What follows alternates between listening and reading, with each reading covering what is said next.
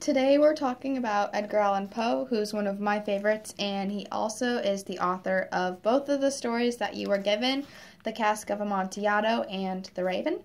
So I'm just going to give you a little information about Edgar Allan Poe, where he came from, his background, what he writes, and I think it's important to know because what we're talking about and applying to these stories this week is poetry and themes, and I think that it's very important to know about his life because his themes reflect that onto his stories. So, Edgar Allan Poe was born January 19th, 1809 in Boston, Massachusetts. He became a U.S. American short story writer, poet, critic, and editor. He loves writing about mystery and horror, and his best-known poem in national literature is The Raven, which was written in 1845. They call him the father of the detective story. He was son of actors, and his dad left him at a very early age, and his mom died at the age of 3. So he went to live with some relatives named John and Frances Allen in Richmond, Virginia. And he did have siblings, but he was separated from them. He went to the University of Virginia in 1826, but he didn't have a lot of money to go in the first place. He ended up having a lot of funds to pay off, so he started gambling. And after he had started gambling, he had a lot of losses and became very in debt, which eventually caused him to drop out of school and move back home. When he came back home to his fiancée, Elmira Royster, she was already engaged to someone else.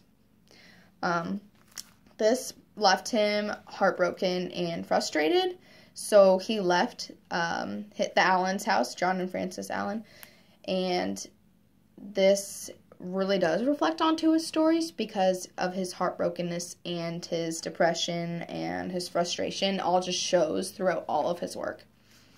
In 1827, he published his first book, Tamerlane and Other Poems. Then he joined the Army at West Point Military Academy in 1830. When he left the academy, he decided to move to multiple places to find jobs with magazines and editing. He moved to New York, Baltimore, Philadelphia, and Richmond. And not only was he just engaged when he came back, but eventually he married his own younger cousin, Virginia.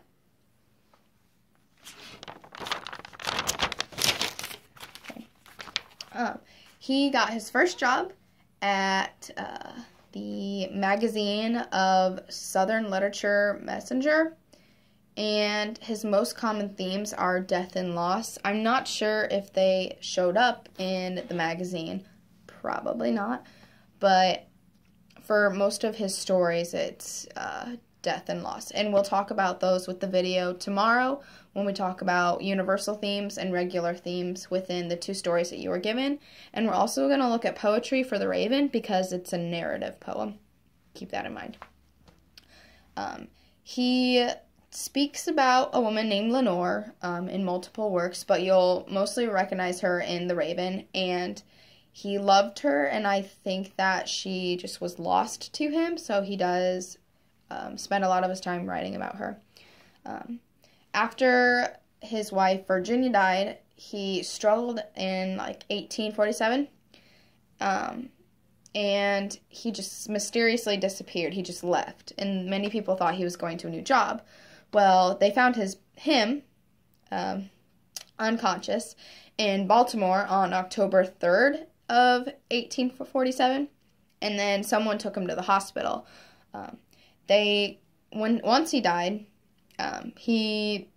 there was just no reason. They couldn't find out what was wrong with him. They thought it was, death by alcoholism, rabies, epilepsy, and carbon monoxide poisoning. I don't know why they would think that, but his last words were, "Lord, help my soul." So hopefully you've already read through your 2 stories, and just to throw back, this is Edgar Allan Poe, and he's the one who wrote both of those stories. And hopefully that gives you a little better of a feel for his themes of death, loss, anger, frustration, actually romance. You would be surprised, but it's true, romance. You kind of get a little bit of freedom and confinement with the Cask of Amontillado. You've got betrayal, addictions like alcohol. You could apply universal themes to that, so brainstorm on that. Also, mortality, you could draw that in because he does end up dying.